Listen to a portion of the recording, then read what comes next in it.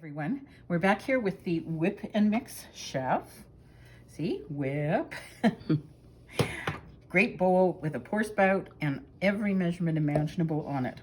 And I'm going to give you my recipe that I found ages ago for the best Caesar salad dressing you will ever find in your whole life.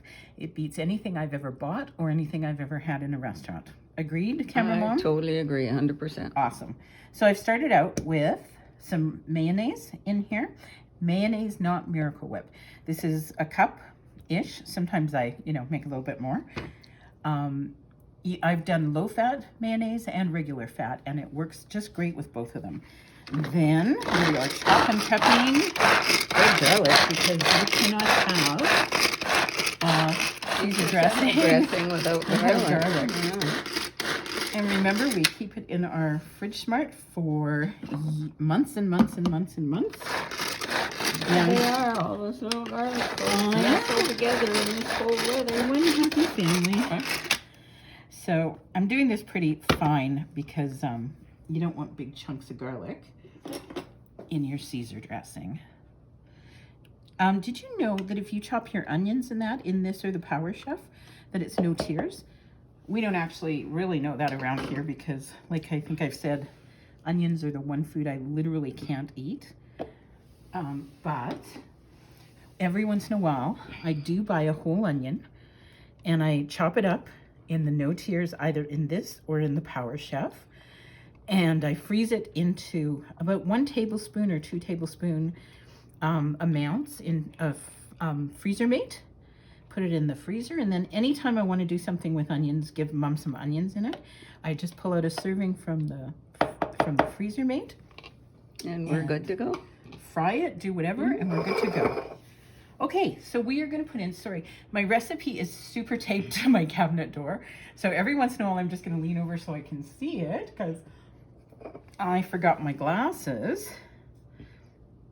So we're going to put in about a tablespoon of Dijon mustard. And we are going to put in a teaspoon of Worcestershire sauce. Worcester, whatever you want to call it. The black stuff. Yeah, the black schmelly stuff. And we are going to put in 2 tablespoons of lemon juice. So this is what I'm using today. Use fresh lemons. Use lemon juice already done for you. Whatever works. I'm not here to judge. It's pretty awesome. But remember, if you need lemon juice, you've got the zest and press. So you zest it here. It goes into the nice little bowl so it's not all over the cupboard.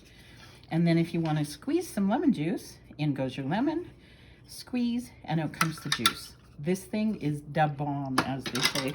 Or maybe they don't say that anymore and I'm dating myself. Who knows? Okay, we're going to put in some pepper. And some salt. And the secret ingredient is anchovy paste. But not too much. No, you put in, you definitely put in the right amount. You can get this almost anywhere. Co-op sells it by their fish section, for example. I'm sure Safeway would as well. You can, at the fish stores, you can order it on the online stores, the big ones or littler ones. And you want to put anchovy paste. Where is it? A teaspoon. So this doesn't come out easily, so I'm not going to measure because I can pretty much guess. There we go. Okay, keep it in the fridge. It lasts forever, especially since you don't use a ton of it. But I'll tell you something. The difference, you might think, ooh, anchovies, but the difference... I don't like anchovies, but no, there's not that taste of them that I don't like. No, and it makes it taste like a real Caesar dressing. Yeah. Now, my recipe actually calls for putting in some Parmesan cheese right here, but I don't do that.